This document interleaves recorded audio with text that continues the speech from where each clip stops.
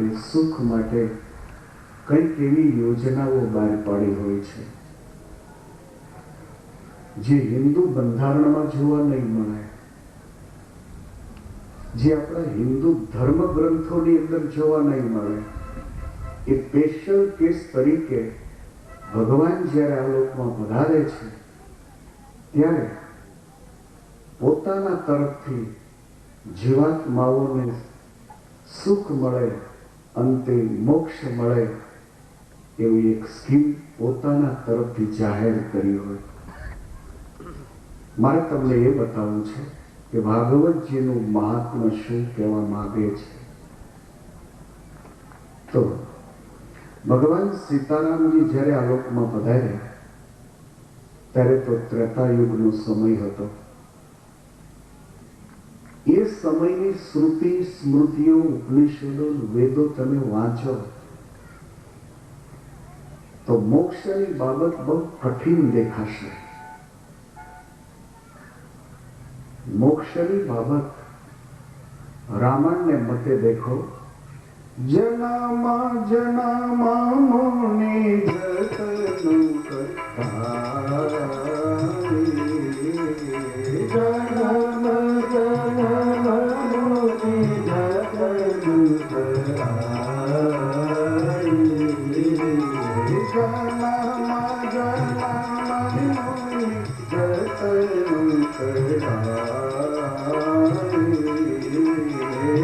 જનામા મોને જતન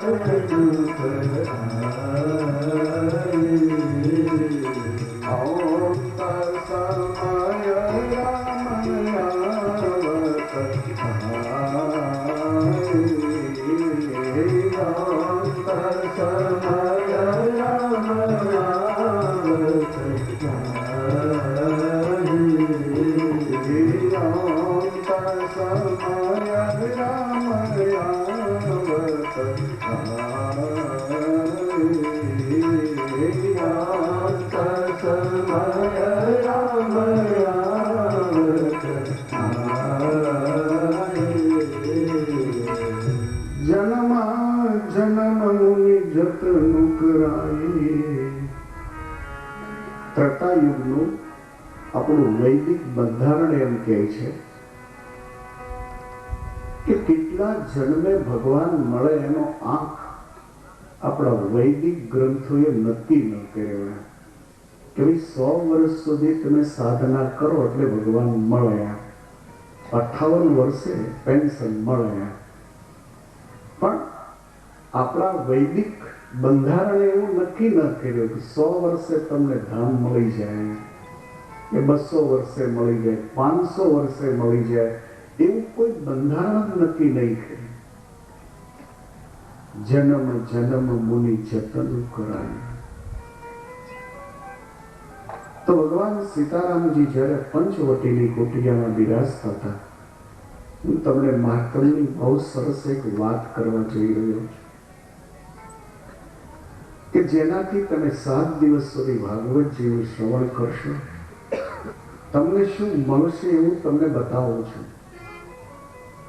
આપણે તો 2000ની સદીમાં ચાલ્યા જઈએ છીએ ને, એટલે પહેલા નક્કી કરવું જોઈએ કે આમાંથી મને મળશે શું. કોઈ પણ કામ કરીએ ને તો પહેલા પૂછીએ કે ભાઈ શું લઈશ તું એમ. તો ઘણીક વાર પેલી વ્યક્તિ એમ કે રાજી કરી દેજો ને, પણ એમાં ઘણીક વાર છેતરાઈ જવાતું હોય છે. એટલે ભગવાન સ્વામિનારાયણનો એક સિદ્ધાંત હતો કે ભલા ચોક્કસ થવું, ભલા ચોક્કસ થવું, પણ ભોળા તો ન જ થવું. કોઈ ગાગર મૂકી જાય, ગોળો લઈ જાય એવું તો નહીં જ કરવું. દાનમાં આપી દેવો ગોળો, દાનમાં હું ઘર આપી દેવું. પણ છાશમાં માખણ તમે આપો અને છાશ પીનારા સભ્યો એમ કે આ તો ફુહડ છે, આ વાત માન્ય નથી. તો કલીના સમયમાં સૌ કોઈ વ્યક્તિ નક્કી કરે કે આનો ચાર્જ શું મળશે. અથવા આપણે પૂછીએ તો આનું શું લઈશ ને, તો ભાગવતજી તમે 7 દિવસ સુધી સાંભળવા માટે જ્યારે બેઠા છો તો તમને શું મળશે એવું બતાવો.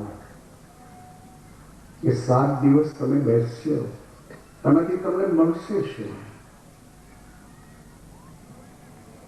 તો જ્યારે જ્યારે ભગવાન મનુષ્ય શરીરે પધારે છે ત્યારે આપણું જે હિન્દુ બંધારણ છે, જેને વૈદિક બંધારણ કહેવાય, જેને આર્ય સંસ્કૃતિ કહેવાય, જેને હિન્દુ સંસ્કૃતિ તમે કહો છો, એ હિન્દુ સંસ્કૃતિ નામે જે આપણું કોન્સ્ટિટ્યુશન છે, એ કોન્સ્ટિટ્યુશનની ઉપરવટ જઈ અને ઘણીક વાર પરમેશ્વર આપણા સુખ માટે, આપણા આત્માના ઉદ્ધાર માટે પોતે પોતાના તરફથી બેનિફિટ જાહેર કરતા હોય.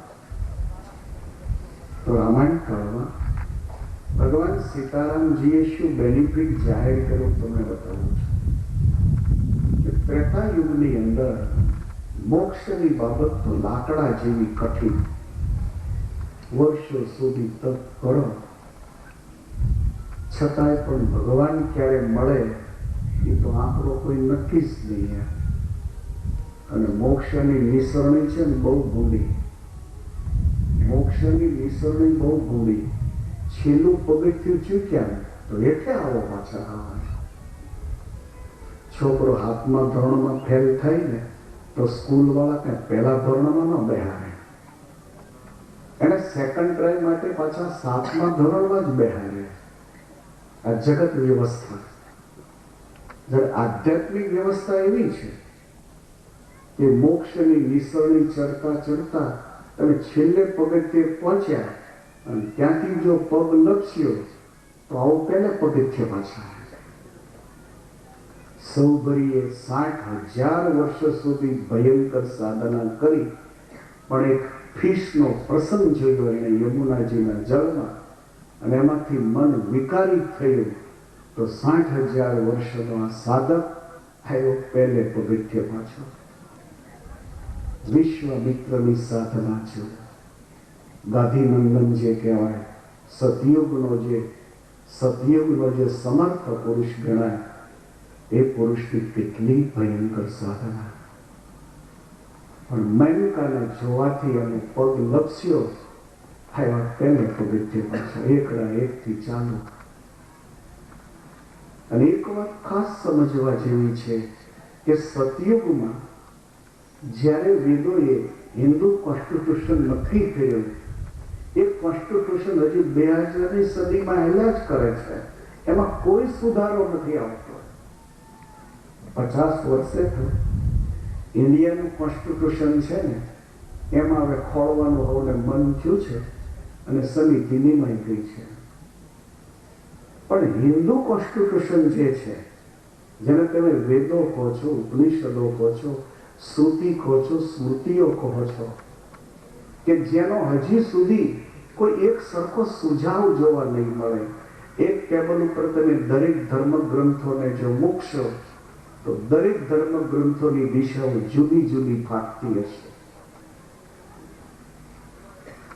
તો મારે તમને આજે એ બતાવવું છે કે ભાગવતજીને સાંભળવાથી તમને શું મળશે. રાધારમણ સ્વામીએ આપણા દરેકની ઉપર બહુ મોટી કૃપા કરી, આવો એક યોગ આપ્યો. અને આવો યોગ તો મહાન પુરુષો જ આપી શકે, મહાન પુરુષો જ આપી શકે. જીવનમાં ગંગાજી બનવું જ કઠિન છે, ગંગાજી બનવું જ કઠિન છે. ગંગાજી બનતા પહેલા ગંગાજીએ હિમાલયના શિખરો પરથી નીચે આવવું પડ્યું. હિમાલયના શિખરો પરથી જ્યારે નીચે ગંગાજી પધાર્યા ત્યારે લોકો માટે એનું જળ શિર ઉપર ચડાવવા લાયક બન્યું. મહાન પુરુષો પોતાના ઊંચા સ્થાનને છોડી તમારી સુધી જ્યારે પહોંચે છે ત્યારે જ આવો પ્રસંગ ઊભો થાય છે. અદભુત છે સંતો. તમે ભગવાનના દર્શન ન કર્યા હોય પણ ભગવાનના એકાંતિક સંતોના દર્શન કરી લો તો ભગવાનના દર્શન જેવું જ તમને ફળ મળતું હોય છે. તો મારે તમને એ બતાવવું છે કે ભાગવતજીનું શ્રવણ કરવાથી 7 દિવસમાં આપણને શું મળશે. તો ભગવાન ઘણીક વાર પોતાના બંધારણને ઉપરવટ પોતે જતા હોય. તો ચિત્રકૂટમાં જ્યારે 12 વર્ષે પૂરા થઈ ગયા અને એમાં રાવણે સીતાજીનું હરણ કર્યું. ભગવાન સીતાને પંચવટીની કુટિયામાં નથી જોયા ત્યારે બહુ દુઃખી થયા છે. અને એ ટાઈમે ભગવાન રઘુનાથજી એક સ્કીમ જાહેર કરી. હિન્દુ કોન્સ્ટિટ્યુશનમાં એ જોવા નહીં મળે, પણ ખુદ પરમેશ્વરે પોતાના પાવર્સથી, પોતે સુપ્રીમ સત્તા છે, પોતે મર્યાદા પુરુષોત્તમ નારાયણ છે, તો સુપ્રીમ સત્તા હોવાને નાતે એને સ્કીમ ઘોષિત કરી કે ભગવાન કે ભગવાનના ભક્તોનો કોઈ પક્ષ લેશે, ભગવાન કે ભગવાનના ભક્તોનો કોઈ પક્ષ લેશે તો એ માણસ આ લોકમાં સુખી થશે અને અંતે મારા ધામમાં જશે. આ સ્કીમનો લાભ સૌથી પહેલા જટાયુને મળ્યો. આ સ્કીમનો લાભ સૌથી પહેલા જટાયુને મળ્યો. અને ગોસ્વામી જટાયુ જ્યારે શરીર છોડે છે ત્યારે ગોસ્વામીની આંખ એ બરાબર એની ઉપર લાગેલી છે. તો એ જટાયુનો આત્મા શરીરમાંથી નીકળ્યો છે અને ભાગવતી શરીર મળ્યું. રામાયણમાં 2 ઘટનાઓ તમને બતાવું. આ સ્કીમ જાહેર કર્યા પહેલાની ઘટના જો અયોધ્યા કાંડની, તો દશરથજી ભગવાન રઘુનાથજીના પિતા, એને જ્યારે શરીર છોડ્યું ત્યારે ગોસ્વામીની આંખ એની સામે લાગી જ છે, બરાબર દેખાય છે કે મહારાજા પોતે સૂતા છે. સુમિત્રા, કૌશલ્યાજી રાજકુટુંબ ઘેરીને બેઠું છે. મહારાજના મોઢામાંથી રામ રામ શબ્દ નીકળી રહ્યો છે. હવે 5મો શબ્દ નીકળ્યો અને 6થો શબ્દનો રા અને મ જ્યાં પૂરો થાય છે ત્યાં શરીરમાંથી પ્રાણ બહાર આવ્યો છે.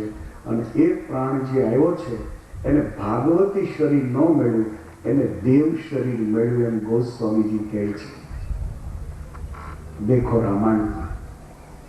રામ રામ કહી રામ કહી, રામ રામ કહી રામ કહી, રામ રામ કહી રામ કહી, રામ રામ કહી રામ કહી, રામ રામ કહી રામ કહી, રામ રામ કહી રામ કહી, રામ રામ કહી રામ કહી, રામ રામ કહી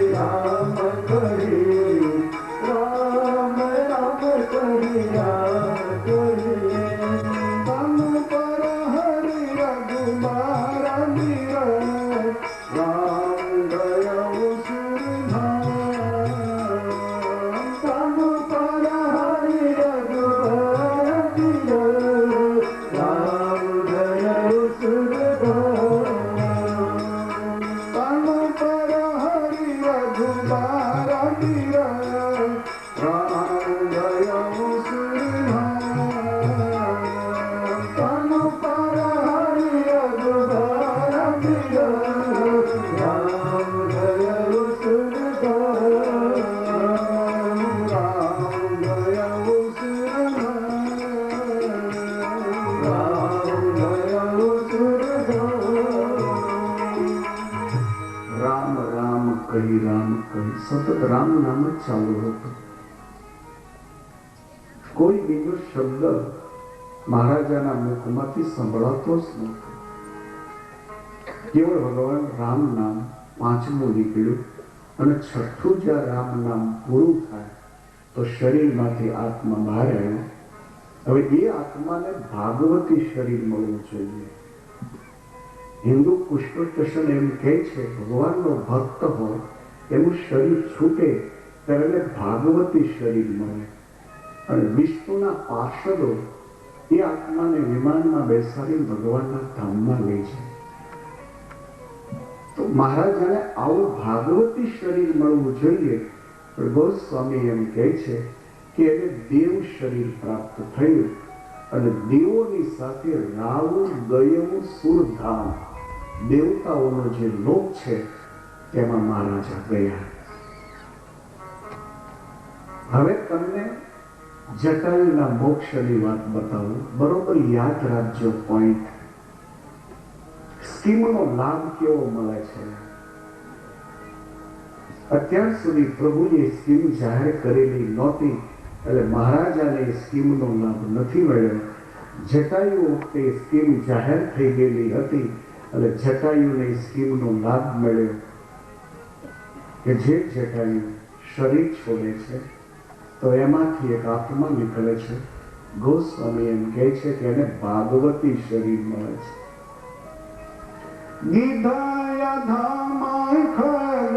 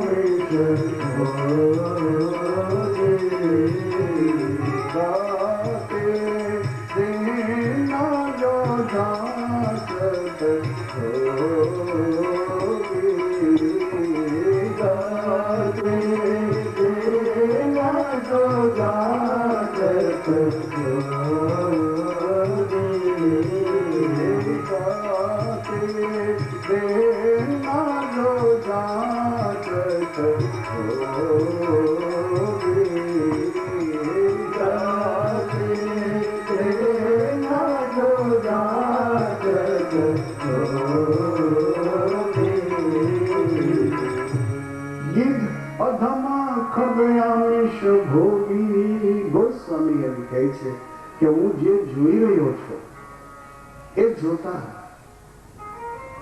ગીધ તો અધમ પ્રાણી છે. ગીધ અધમ પગ અધમ પક્ષી છે. વળી આમિષ ભોગી માંસાહારી પક્ષી છે. એને ઝાડની ડાળે પગ બાંધી સીતારામનું ભજન કર્યું હોય ગોસ્વામી કહે છે એવું મને જોવા નથી મળતું. અને આ જેને ભાગવતી શરીર મળે છે એનું કારણ ગોસ્વામી એમ કહે છે કે ભગવાન સીતારામજીએ એક સ્કીમ જાહેર કરી હતી. એક વચન આપ્યું હતું હિન્દુ કોષ્ટભૂષણથી ઉપરવટ જઈ હિન્દુ સંસ્કૃતિની પ્રજાને એક લાભ આપ્યો હતો, બેનિફિટ આપ્યા હતા કે જે કોઈ ભગવાન કે ભગવાનના ભક્તનો પક્ષ લેશે એના સારા એ ગુનાને હું માફ કરીશ, એને હું મારા ધામમાં લઈ જઈશ. અને એટલે ગોસ્વામી ત્યાં સ્કીમ વાંચી સંભળાવે છે. કોમલ ચિતયતિ દીનદ કોમલ ચિતયતિ દીનદ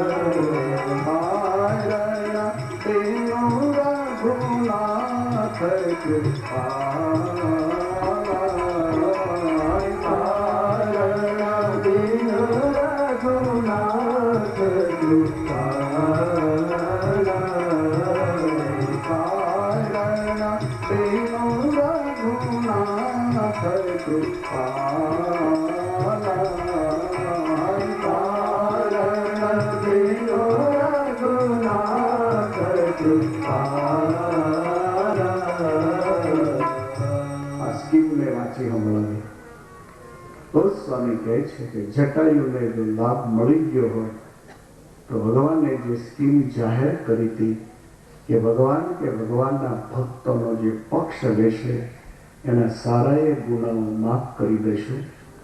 આ લોકમાં એને જીવવું હશે તો પૂરી મુરાદથી જીવશે અને જો નહીં જીવવું હોય તો એને હું મારા ધામનું સુખ આપીશ. આ બેનિફિટ ઓલો જટાયુ લઈ ગયો અને એની ઉપર વાંદરો એ સ્કીમનો લાભ લઈ ગયા, એ સ્કીમનો લાભ લઈ ગયા.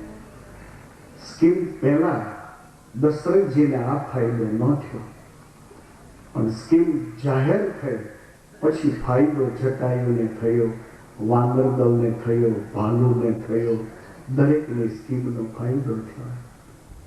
તો ભગવાન જ્યારે આ લોકમાં પધારતા હોય છે ત્યારે વૈદિક સંસ્કૃતિના સમાજને સુખી થવા માટે અને પોતાનું ધામ મળે એને માટે કંઈક ને કંઈક પોતા તરફથી સ્કીમ જાહેર કરતા હોય છે. આવી રામાયણમાં ઘણી સ્કીમો છે. આપણે એક સેમ્પલ બતાવ્યું. હવે આવો ભાગવતજીના યુગમાં. આજથી 5,500 વર્ષ પહેલા ભાગવતજીનો જન્મ જ્યારે થયો, મહાભારતનો યુગ જ્યારે ચાલતો હતો, દ્વાપર એની પૂરી થવાની સ્થિતિ હતી, કલીનો પ્રારંભ થવાનો સમય હતો. દ્વાપર અને કલીની બોર્ડર ચાલી આવતી હતી.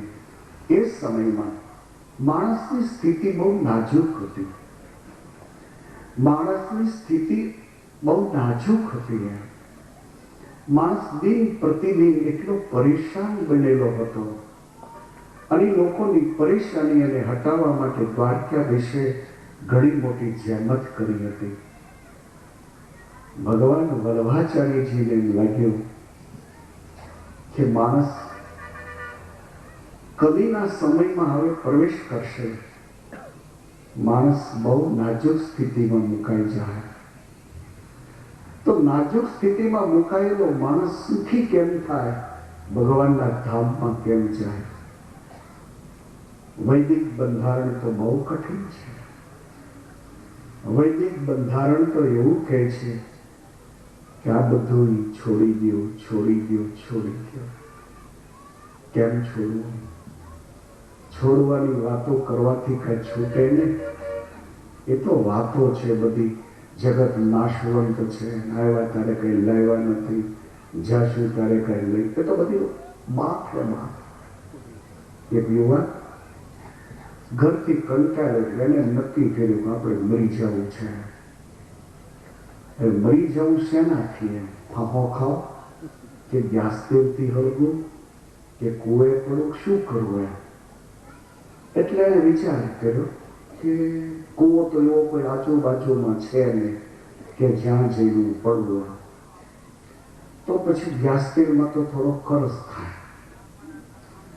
એની કરતા નજીકમાં રેલવે લાઈન નીકળી છે, બસ પાટા ઉપર હોઈ જાઓ એટલે 1 સેકન્ડમાં બોડીના બે ભાગ થઈ જાય અને સુસાઇડ મને મળી જાય, આત્મહત્યા થઈ જાય. એટલે ઘરેથી નક્કી કરી નીકળ્યો. આવ્યો કંદોઈની દુકાને અને કહે છે 100 ગ્રામ ગાંઠિયા મારે લેવા છે. એટલે કંદોઈએ 100 ગ્રામ ગાંઠિયા જોખ્યા. પડીકો વાળતો હતો ત્યારે પેલો યુવાને કહે છે થોડાક મરચા તો મૂકો, 2-3 મરચા મૂક્યા. તો થોડીક ડુંગળીની કચુંબર તો નાખો અંદર. એટલે એ નાખી, પડીકું બંધ દીધું. એ હાથમાં પડીકું લઈ ગામની બહાર જ્યાં રેલવેના પાટા હતા ત્યાં આવીને પાટા ઉપર ફૂટો. એમાં એક સ્વામીજી નીકળ્યા.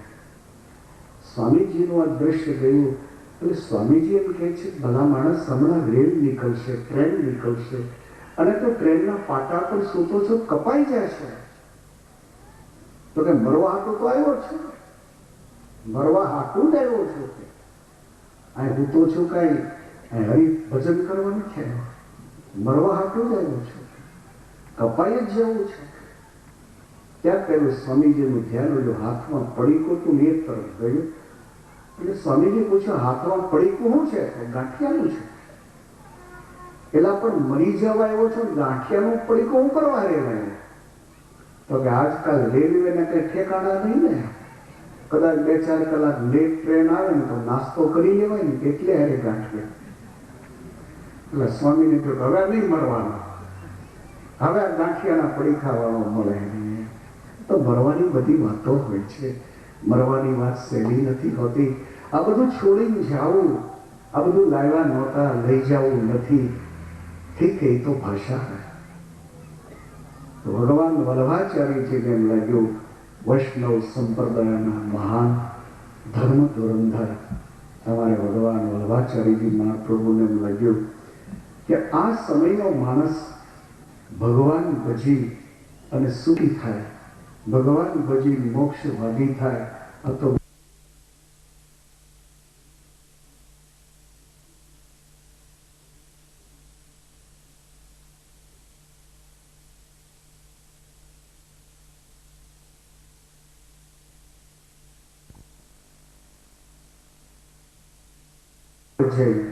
ઘણીક વાર અધિકારીની સાથે આપણે મેળ હોય ને તો આપણી ફાઇલ હોય ને એ સાઇન કરીને આપી દે આપણને. તો ઘણીક વાર આપણો કેસ એ બંધારણના ચોકઠામાં ન આવતો હોય, બંધારણના ચોકઠામાં આપણો કેસ ન આવતો હોય છતાંય પેલો અધિકારી સ્પેશિયલ કેસ તરીકે આપણી ફાઇલ કાઢી આપતો હોય છે. એમાં બધા સ્પેશિયલ કેસો કહેવાય. તો ભગવાન વલ્લભાચાર્યજીએ સ્કીમ જાહેર કરી કે માણસ સહેલાઈથી સુખી થાય અને માણસ સહેલાઈથી ભગવાનના ધામમાં જાય. इसलिए ભાગવતજીની કથાનું જે શ્રવણ કરે, ભાગવતજીની કથાનું જે શ્રવણ કરે એના બધાય પાપ બળી જાય અને એ જીવાત્મા ભગવાનના ધામમાં છે. જેનો બેનિફિટ ધંધુકારીને મળ્યો. ગોકર્ણજી ખોળતા હતા કે અમારા ભાઈનો ઉદ્ધાર કેમ કરવો, ઓલો તો ભૂત થયો હતો, ધંધુકારી મરીને ભૂત થયો હતો, પીપળે રહેતો હતો. પીપળો આપણે એટલે જ કાપતા. આપણે સૌરાષ્ટ્રમાં પીપળો કોઈ કાપે નહીં, અમારે ચરોતરમાં કોઈ લીમડો કાપે નહીં. એને પૂછે કે લીમડો કેમ ન કાપે, તો કે અમારા વડવા ન્યા હોય કે અને કાપી નાખી ઘરબાર વગર ના થઈ છે. પણ જીવતો હતો ત્યારે કેટલાને ઘરબાર વગર ના કર્યા એટલે લીમડે વારો આવ્યો. નહીં તો આવે શું કરવા, ધામમાં નો વારો આવે. લીમડે બેઠા છે એ કેટલાના ઘર ઉજળ કર્યા છે, કેટલાયના દિલ હૃદયવા છે, કેટલાયના દિલ હૃદયવા છે. એટલે તો પીપળે લીમડે વારો આવે પછી કાગ વાસ બોલો. નહીં તો ભગવાનનો પ્રસાદ ખાવાનો બેહી ગયો. માણસ ભૂત થાય છે. કોઈ દી તમે સાંભળ્યું ભેંસ ભૂત થઈ જાય? તમે ક્યાંય સાંભળ્યું પાંડવા ગામમાં ભૂત થયો? ઠેર ઠેર માણસ ભૂત થાય, માણસ ભૂત થાય. અને હાવ હાવ એ જીવતા જ નડે, મળ્યા પછી જ નડે. કોઈ ઘરે પધરાવણીમાં ગયો હતો, સૌરાષ્ટ્રનું ગામ હતું, નામ જ દેવું. કોઈ વડે બેઠા હોય કે અમારી કાઢી પાછી કોથળામાં પાંચેરી હારી. એટલે સાંજનો ટાઈમ કથા છૂટ્યા પછી મેં ગયા હતા, અંધારું થોડું થઈ ગયું હતું. તો ઘરધણી એનો બેટ હતો ત્યાં બેટરી લીધો હતો. અમે આવ્યા એટલે કહે છે સ્વામી સંભાળજો, સ્વામી સંભાળજો. એટલે મેં નીચે જોયું ત્યાં અવડો મોટો એક ખાંભો ખોડેલો ચિંદોર વાળો કરીને. મને થયું બેટમાં હું ખાંભો ખોડ્યો હોય, આ તો બધા જ નડે. મેં કીધું કે અને સિંદૂર હતો પાછો, નહીં તો ન પૂછું, નહીં તો એમ માની લે કે દરવાજો છે આમ ભટકાઈ બહાર ન જતો રહે એને માટેનો છે આપી છે. પણ એને સિંદૂર લગાવેલો હતો. એટલે મેં સહજ ભાવે પૂછ્યું કે આ શું કોઈ દેવ પધરાણો છે? તો મને કે નાના નાના અમારા પૂર્વજો છે કે હુર્ધનો છે અમારા. તો હુર્ધનના વચ્ચે હું ખરા ખોડ્યા પણ અને લઈને ઘરમાં રાખો ને તો બધા જ નડે ને. હાલતા ચાલતા માણસને નડે, ગાડા નડે, પશુ નડે, બધા નડે ને. પશુ જાય ત્યારે પોડું હોય કોક ડોકું કરે ભાગે. એમ કરતા ઘરમાં નથી લઈ જાઓ ને. તો મને કહે સ્વામીજી એકવાર તમે એવું વિચાર્યું તો લઈ જાય, પણ એ લઈ જાય ખોદવાની તૈયારી કરી ત્યાં તો ઘરમાં 7-8 જણા મળ્યા ધોણવા વાળા. એટલે પછી ખોદ્યા નહીં, વટાયા નહીં. તો બધું બોલો અમે લઈ જઈએ. ઓહો, સંતો તો પરોપકારી જ કહેવાય ને. ચડાવી બે દુનિયા ચડાવી, સંતો પરોપકારી કહેવાય. અમારો તો ધંધો છે, અમારો તો ધંધો છે. મારો કહેવાનો આશય કે વાત કરવી બહુ સહેલી છે, જીવનમાં ઉતારવી એ વાત બહુ અઘરી બાબત છે. વાણી અને વર્તન આ બેની વચ્ચે તો માઇલોનું અંતર છે. તો ભગવાન વલ્લભાચાર્યજીને એમ લાગ્યું કે માણસ મરીને ભૂત થાય તો એની આયુષ 10,000 વર્ષે. હવે 10,000 વર્ષે પાછો કંઈક પુણ્ય કરે તો વળી મનુષ્યનો જન્મ આવે. જો કંઈ કરે નહીં, દુનિયાને ધૂણાવ્યા જ કરે, ખગાવાલાને ધૂણાવ્યા જ કરે, તો 10,000 વર્ષે પાછું ફરી બીજું શરીર આવે એવું. એટલે પ્રભુએ દયા કરી, એટલે એને સ્કીમ જાહેર કરી કે આવા મૃતાત્માઓ જે છે, જે મરીને ભૂત થયેલા છે, એ પણ જો ભાગવતજીની કથાને સાંભળે તો એના સારા એ પાપો મળી જાય અને ભગવાનના ધામમાં જાય.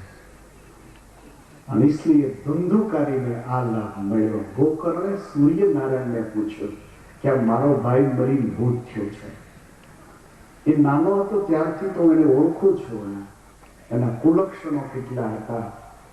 ધર્મને નામે છાંટો નહોતો, આચરણની અંદર કશું ઠેકાણું નહોતું, એટલે મરીને ભૂત થયો છે.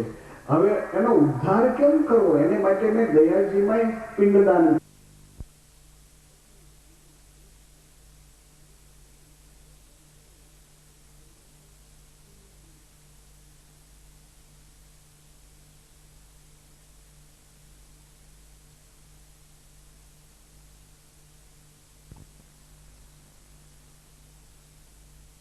યાદ કરીને 2 કોબા પાણી માથે નાખ્યું. તારું નામ લઈને સૂર્યને અર્ઘ્ય આપ્યું. તને યાદ કરીને મેં બ્રહ્મદેવોને ત્યાં જમાડ્યા 5 મિનિટ. મારી શક્તિ પ્રમાણે દક્ષિણા આપી, છતાંય તારા પ્રેત શરીરમાંથી તારો છુટકારો ન થયો. ત્યારે પેલું પ્રેત એમ કહે છે, દયા શ્રાદ્ધ સતે નાપી મુક્તિ મેન ભવિષ્યતિ ઉપાય મપરમ કિંચિત ત્વં વિચારય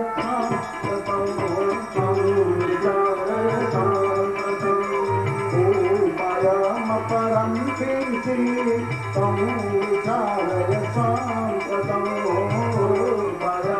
પરમ કિંચિત ત્વં વિચારય સાંપ્રતમ દયા શ્રાદ્ધ સતે નાપી મુક્તિ મેન ભવિષ્યતિ સાધતે નાપે મુક્તિ મેન ભવિષ્યતિ ઉપાયમ પરમ કિંચિત ત્વં વિચારય સાંપ્રતો ઉપાયમ પરમ કિંચિત ત્વં વિચારય સાંપ્રતો ત્વં વિચારય સાંપ્રતો ત્વં વિચારય સાંપ્રતો દયા શ્રાદ્ધ સતે નાપી મુક્તિ મેન ભવિષ્યતિ. તમે એકવાર નહીં કે દયામાં મારે માટે 100 વાર શ્રાદ્ધ કરશો ને તો મને એની અસર નહીં થાય. કેમ કે મારા પાપ એવા છે. એટલે ગોકર્ણે સૂર્યનારાયણને પૂછ્યું કે મારા ભાઈનો ઉદ્ધાર કેમ થાય? પણ સૂર્યનારાયણ કહે છે કે એના કર્મ એવા છે કે એનો કોઈ કાળે ઉદ્ધાર ન થાય. બ્રાહ્મણ શરીર હોવા છતાં એને ધર્મનું કોઈ દિવસ સેવન નથી કર્યું. સમજણો થયો છે ત્યારથી એને કાળા કર્મ જ કર્યા છે. પરણેલી પત્નીને કાઢી મૂકેલી વેશ્યાઓની સાથે નાચનારો બન્યો હતો. મીઠ અને દારૂને ખાનાર પીનાર બન્યો. એનો કોઈ કાળે ઉદ્ધાર નહીં થાય. ગોકર્ણજી કહે છે પ્રભુ કોઈ રસ્તો એને માટે હું કંઈક કરી શકું અને એનાથી એનો ઉદ્ધાર થાય આવો કોઈ રસ્તો? ત્યારે સૂર્યનારાયણ એમ કહે છે કે તમને એક સ્કીમ બતાવું. ભગવાન વલ્લભાચાર્યજી જે ઘોષિત કરેલી છે અને એ સ્કીમ છે, એનો જો તમે લાભ ઉઠાવો તો એ પ્રેતાત્માનો ઉદ્ધાર થાય, બાકી કોઈ કાળે થાય નહીં. કઈ સ્કીમ? તો યદ ફલમ ના આ સ્કીમ તમને વાંચી બતાવું છું.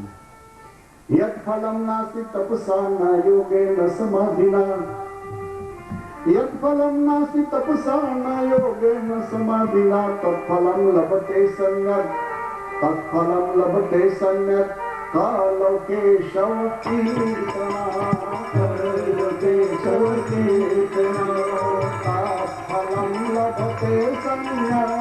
कालोके शवकीर्तना तत्फलं लभते सम्यक् कालोके शवकीर्तना फलं नस्ति तपसा न योगेन समाधिना फलं नस्ति तपसा न योगेन समाधिना तत्फलं लभते सम्यक् कालोके शवकीर्तना तत्फलं लभते सम्यक् कालोके शवकीर्तना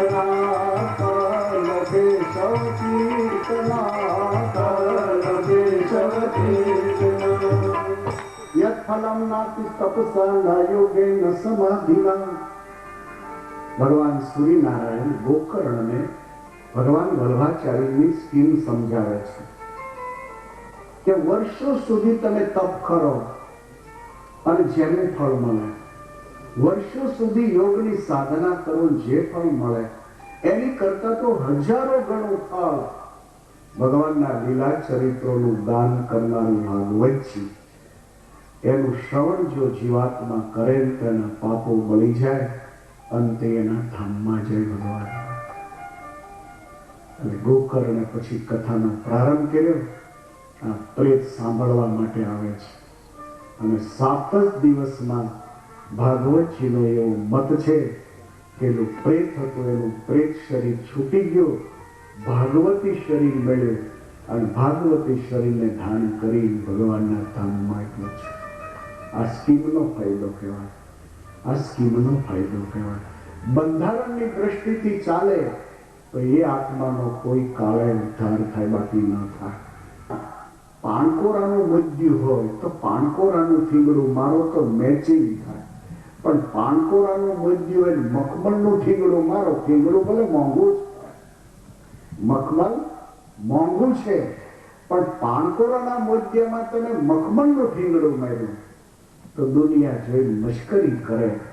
એમ યોગ્ય વ્યક્તિને યોગ્ય વ્યક્તિ હારે લગ્ન થાય તો એને જીવવાની મજા આવે, પણ યોગ્ય વ્યક્તિ હારે જો લગ્ન ન થાય તો પાણકોરાના મોદ્યાને મખમલનું થીગડું માર્યો આવી દિશા થાય. અને કાં તો મખમલની જાજમ હોય, ગલીચો હોય અને એને પાણકોરાનું થીગડું માર્યું હોય આવી સ્થિતિ થાય. તો ભગવાન સ્વામિનારાયણને લાગ્યું કે હિન્દુ સંસ્કૃતિની પ્રજા તો બહુ ગરીબ દેખાય છે, બહુ ગરીબ દેખાય છે. સાંજ સુધી માણસ મથે છે, ખાવા મળતું નથી. અન્નક્ષેત્ર એટલે તો આ દેશમાં ચાલે છે, એટલે તો આ દેશમાં અન્નક્ષેત્રો ચાલે છે. અન્નક્ષેત્રો ચલાવવા એ સારી વાત છે, પરંતુ સ્વામિનારાયણ સંપ્રદાયના યુવાન સંતોએ નક્કી કર્યું કે માણસને એના પગ ઉપર ઉભો રહેતા શીખવાડવું છે, એના પગ ઉપર ઉભા રહેતા શીખવાડવું છે. અને इसलिए ગુરુકુળોની યોજના દાખલ કરી અને એ ગુરુકુળોની યોજનાથી છોકરાઓને એજ્યુકેશન મળે કે જેનાથી એ છોકરાઓ પોતાનું ઘર આખું ઉંચકી લે. તો ભગવાન સ્વામિનારાયણને લાગ્યું કે માણસ ગરીબીથી પીડાય છે. બીજી વાત મગજમાં એ પ્રભુને આવી કે જે માણસને ખાવા ન મળે એ માણસ તો અનેક ચોરીઓ કરે, ગુનાઓ કરે, બધું કરે, તો એવો જીવાત્મા ધામમાં ક્યાંથી પહોંચવાનો છે? એટલે ભગવાન સ્વામિનારાયણે 2 સ્કીમો જાહેર કરી. 2 સ્કીમ, બીજી ઘણી સ્કીમો છે, પણ દરેક શાસ્ત્રોની દરેક સ્કીમો જો લેવા જાવ ને તો સમયનો કોઈ ક્રમ ન સચવાય અને ઘડીની સુઈ ઠીક 12 ઉપર પહોંચવાની તૈયારીમાં છે. એટલે પછી શું થાય કે 12 વાગે ને એટલે ભૂખ લાગે, તો પછી જ્યારે ભૂખ લાગે ત્યારે ભજનમાં મજા ન આવે. પછી ભજનમાં તો ત્યારે મજા આવે કે બરોબર બધું ભરીને બેઠા હોઈએ, પછી ભજનમાં જામે બરાબર. ભૂખ્યા જામે નહીં, ભૂખ્યા તો મન ભોજનમાં ઉજવું જાય, ભજનમાંથી. 2 ગરમી ચાલુ થઈ જાય ને, અંદરની ગરમી ઉપરની ગરમી. એટલે ટૂંકમાં જ ભગવાન સ્વામિનારાયણે 2 સ્કીમો જાહેર કરી. પહેલી વાત કે પુરુષાર્થ કરવા છતાં પેટ પૂરતું માણસને મળતું નથી અને એનું કારણ એનું પ્રારબ્ધ કઠિન હોય છે. તો હવે એને કેમ મળે? એને ભલે બંગલો ન મળે પણ સાદું ઘર તો મળવું જોઈએ ને. એને સફારીના કપડા ન મળે તો કઈ નહીં, પણ હાદો લહેંગો જ મળવો જોઈએ. એને નિઃશુલ્ક ખાવા ના મળે તો કઈ નહીં, પણ દાળ ભાત શાક તો મળે ને. એની વાઈફ સમાનથી મહેફિલની અંદર જઈ શકે એવા કપડા મળવા જોઈએ, 5 પૈસા એને વાપરવાના, એટલું તો મળે ને. માણસ એટલું તો માગે જ નહીં. તો આ દેશ એવો છે કે આ દેશમાં કોઈની પાસે હક નથી લગાવાતો. બાકી દુનિયાના દેશોની અંદર જવાબદારી રાજસત્તાઓની હોય છે કે કોઈ માણસ ઘર વગરનો જો હોય તો સરકાર ઘર આપે. કોઈ માણસની નોકરી છૂટી ગઈ વર્ષ સુધી સરકાર પૈસા આપે. આખી જવાબદારી સરકાર ઉઠાવે છે. અહીં તો સરકાર હકું છે આપણને ઉઠાવી દે. બોલો, અહીં તો કંઈક બોલવા જાય તો સવારે તો એડ્રેસ જ ન હોય આપણું પાછું, અને ટેલિફોન આવે, આટલા લાખ ભરી જાઓ, લઈ જાઓ. બોલો, અહીં તો માણાની સલામતી નથી, માણાની સલામતી નથી. આ દેશમાં એક સારું છે, આ ભારતમાં એક સારું છે કે અહીં ભગવાન છે, બાકી બીજું કાંઈ નથી. અહીં ભગવાન છે, બસ આ એક વાત મોટી છે. બાકી અહીંયા ભય સિવાય કશું નથી. ભય સિવાય કોઈ જવાબદારી ઉઠાવતો નથી. એટલે ભગવાન સ્વામિનારાયણે 2 સ્કીમ જાહેર કરી, જેને આશ્રય સ્કીમ કહેવામાં આવે છે. જેને આશ્રય, ભગવાનનો દ્રઢ આશ્રય, જેમ તમે લગ્ન કહો છો એમ આધ્યાત્મિકતામાં આશ્રય શબ્દ વાપરવામાં આવ્યો કે કોઈ છોકરી કોઈ પુરુષની હારે લગ્ન કરે એટલે એ છોકરીની જવાબદારી પુરુષના ગળામાં આવી જાય. પછી ગુનો આખો બદલાઈ જાય. જ્યારે લગ્ન ન થયા હોય, એ છોકરી આપણી બાજુમાં રહેતી હોય અને એમાં ઇન્કમ ટેક્સનો દરેડો આપણા ઘરમાં પડે તો આપણને બહાર બેહાર્યા હોય, અધિકારીઓ બધા બેસી ગયા હોય. હવે બાજુમાંથી છોકરી બહાર નીકળે, એની બેનપણીઓ બધી ભટકાય. એની બેનપણીઓ પૂછે કે આ છગનને ઘરે હું છું? તો એ છોકરી હશે એમ કે દરેડો પીડ્યો. એની બેનપણીઓ કે બિચારો મરી ગયો હતો. તો કે એ યોગ્ય જ હતો, એ યોગ્ય જ હતો. લોકોના તોલાજ કરતો હતો, અસ્ત્રો તો વાપરતો જ નહોતો, વગર અસ્ત્રે જ કરતો હતો. 5 રૂપિયાનું બ્લાઉઝ પીસ હોય ને 15 માં આપતો હતો. આ દરેડો મોટો પીડ્યો, વહેલો પડવો જોઈતો. ખુશ થઈને એમ કે આ વાતને વર્ષ થયું છે. પછી ભાગ્ય સંજોગો વસ્યા એ છોકરી અને આપણા લગ્ન થાય પાછા. હવે એ છોકરી ઘરમાં આવે અને વળી પાછો મહિના પછી જો ઇન્કમ ટેક્સનો દરાડો પડે તો એની છોકરી રડવા મળે કે અમે તો કોઈ દી કાળા ધોળા કાંઈ કર્યા નહોતા, અમને ભગવાન પૂછે. અને કોઈને કોઈ દી વધારે પૈસો લીધો તો અમારા તો હાથ ભાગે ન કરો. ગુનો બદલાઈ ગયો ને, લગ્ન થતા આખો ગુનો બદલાઈ ગયો. એમ જે માણસ માટે જે છોકરી એમ કહેતી હતી કે આ તોલાજ કરતો હતો, લાગણો હતો, એને માટે એ છોકરી એમ કહેવા મળી કે આ તો બહુ હારા છે, બહુ ડાયા છે, બહુ સજ્જન છે, મરેલાને કદી મરેલો કીધો જ નથી, એ તો ભગવાનના માણસ છે, નરસિંહ મહેતા જેવા છે. આ ગુનો બદલાઈ ગયો. આનું નામ લગ્ન કહેવાય. તો ભગવાન સ્વામિનારાયણે સ્કીમ દાખલ કરી, એનો આશ્રય. તમે ભગવાન સ્વામિનારાયણની કંઠી ગળામાં પહેરો એટલે એનો આશ્રય કર્યો કહેવાય. આશ્રય કરો એટલે ગુના બધા બદલાઈ ગયા તમારા. ભગવાન સ્વામિનારાયણે આ સ્કીમ દાખલ કરી કે જે કોઈ ભગવાનનો આશ્રિત થાય એના ભાગ્યમાં રામ પાત્ર હશે તો રામ પાત્ર મને આવશે. અન્ન વસ્ત્ર આશ્રય ને આબરૂ એનાથી એ જીવ સુખી થાય. હવે તમને સ્કીમ વાંચી બતાવો જે સત્સંગીમાં લખાણી છે. સંસ્કૃત ભાષામાં સ્કીમ લખાયેલી છે. ઇહ ચય દુઃખામંત કાલે દુઃખમંત કાલે યદા નિકમો ચિકં શત્રુલ્યનાઓ યદા નિકમો ચિકં શત્રુલ્યનાઓ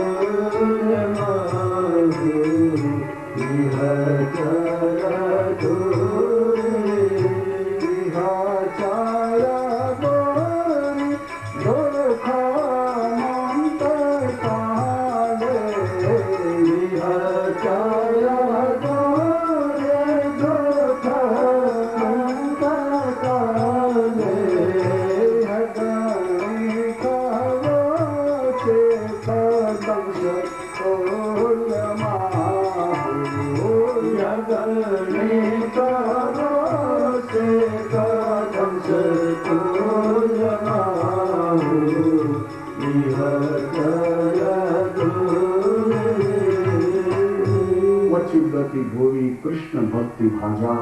ભગવાન સ્વામિનારાયણ કહે છે કે કદાચ હળી ગયેલું પ્રારબ્ધ લઈને કોઈ માણસ જન્મી ન હોય, છતાંય પણ એ આશ્રયની સ્કીમનો જો લાભ લેશે તો અન્ન વસ્ત્ર અને આશરાથી સુખી થશે. તો જ્યારે જ્યારે ભગવાન મનુષ્ય શરીરે પધારે છે ત્યારે પોતાના તરફથી આવા બેનિફિટ સમાજને ફાળવતા હોય છે.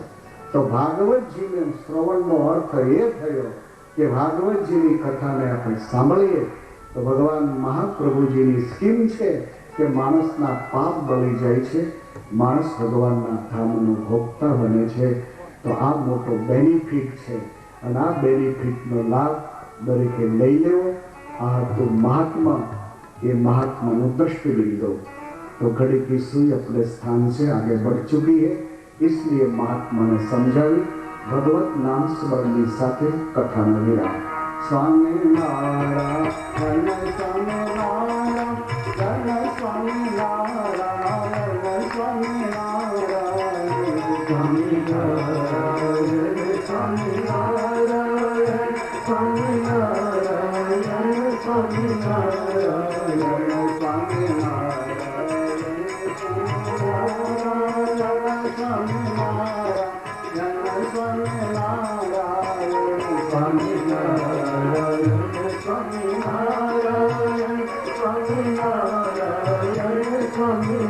स्वामी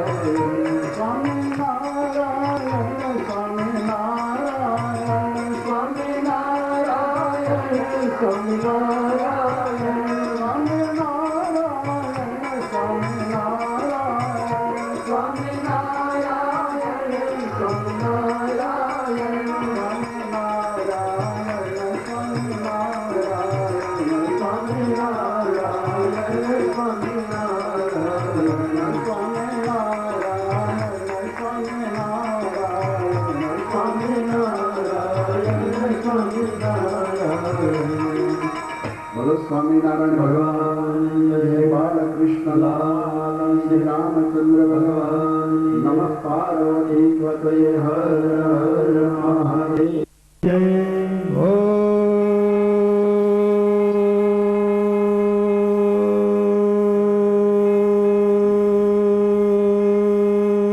नमः पार्वती पतये हर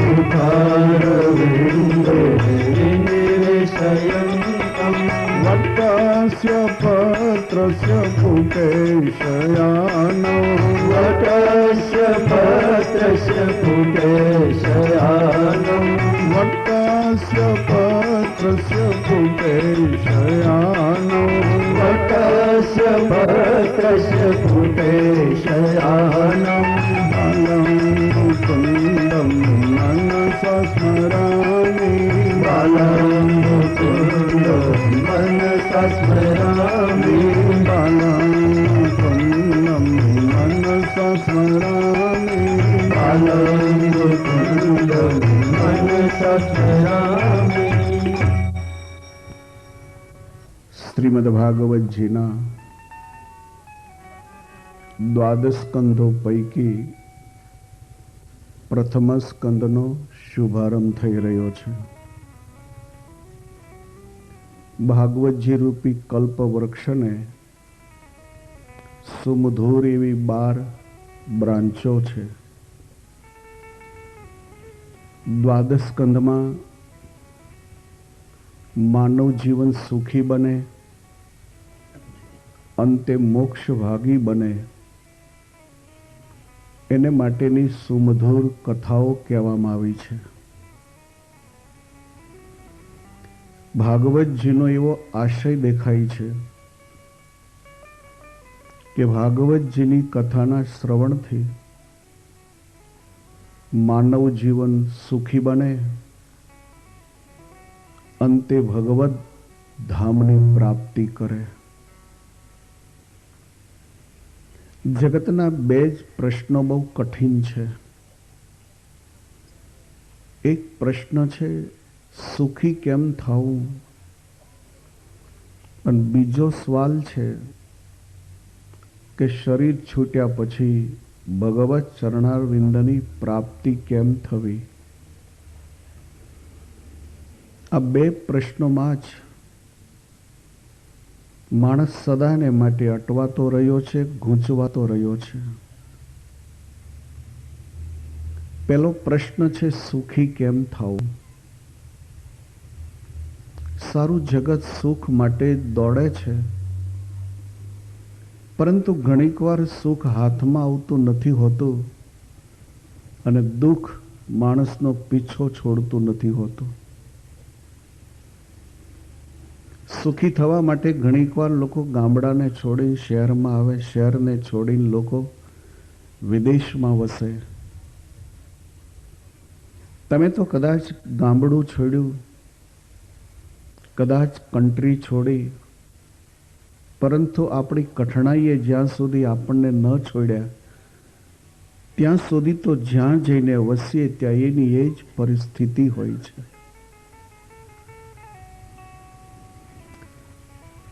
તો સવાલ એ છે કે સુખી કેમ થવું, એને માટેની સુમધુર વિચારધારાઓ ભાગવતજીના 12 સ્કંદોમાં તમને જોવા મળશે. ભાગવતજી છે પ્રત્યેક લોકોનું જીવાતું જીવન કહેવામાં આવે છે. ભાગવતજી છે એ દુઃખ નિવારણ માટેની બહુ સરસ દવા કહેવામાં આવે છે. અને બીજો સવાલ છે કે શરીર છૂટે ને ત્યારે ભગવાનના ધામમાં કેમ જવાય. માણસ મરવા પડે ને ત્યારે કોઈ ગંગાજળ લેવા દોડે, કોઈ તુલસીનું પત્તું લેવા દોડે, કોઈ ગોપીચંદનનો પાહો ગોતી આવે, તિલક કરવું છે. માણસ શરીર છોડીને ભગવાનના ધામમાં કેમ જાય, આ સવાલે પણ બહુ કઠિન સવાલ છે. એને માટે શાસ્ત્રોએ હજારો રસ્તાઓ બતાવ્યા છે, પરંતુ બહુ સહેલાઈથી ભગવત ચરણારવિંદ સુધી પહોંચી શકાય એવો ભાગવતજીએ ઉત્તમ રસ્તો બતાવ્યો છે.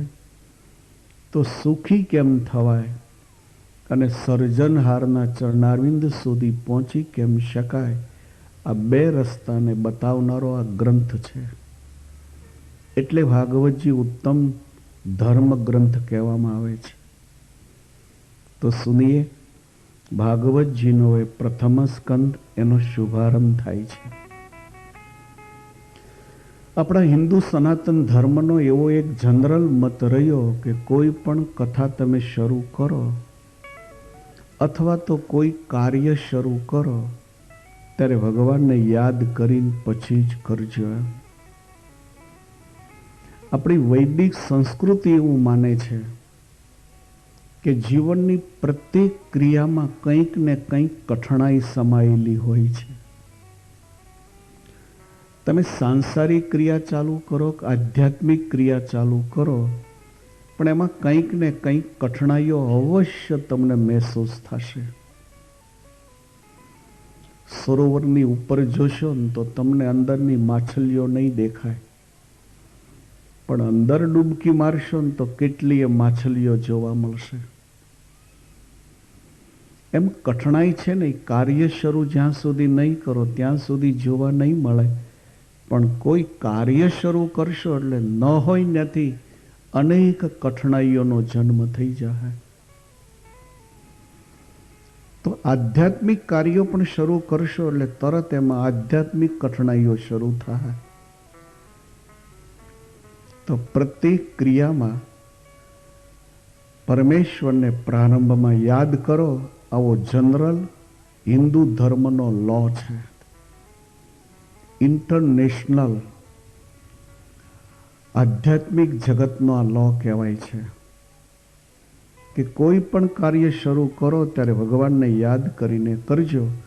તો ભાગવતજીનો પ્રથમ સ્કંદ શરૂ થાય છે, એમાં ભગવાનની પહેલા પ્રાર્થના કરવામાં આવી છે. જન્માદ્યસ્ય તોન્વયાદિ તરત ચાર્થે સ્વભિઘ્ન સ્વરાટ. પરમેશ્વરની મંગળમય પ્રાર્થના સર્વ કાર્યોમાં આપણને મંગળમય અનુભૂતિ કરાવતું હોય છે. પરમેશ્વરની પ્રાર્થના પછી વૈદિક સંસ્કૃતિનો એક બીજો મત રહ્યો છે કે પોતપોતાના ગુરુને યાદ કરવા. જેના જે ગુરુ હોય એ ગુરુને યાદ કરવા. કારણ કે હિન્દુ ધર્મ ગુરુને ભગવાનનું એક સ્વરૂપ માને છે. વૈદિક સંસ્કૃતિ એવું માને છે કે ભગવા કંથાધારી જે સંત છે એ ભગવાનનું એક બોલતું ચાલતું સ્વરૂપ છે. તો ભાગવતજીમાં સારા એ સંત પુરુષના ગુરુ સ્થાને સુખદેવજી મહારાજ છે. તો યોગીરાજ સુખદેવજીની ભાગવતે પણ પ્રાર્થના કરી છે. યમ પ્રવજંત મનુપેતમુપેત કૃત્યં યમ પ્રવજંત મનુપેત કૃત્યં યમ પ્રવજંત મનુપેતમુપેત કૃત્યં યમ પ્રવ્રજંત મનુપેતમુપેત કૃત્યં વૈપાયનો વિરહ કાતર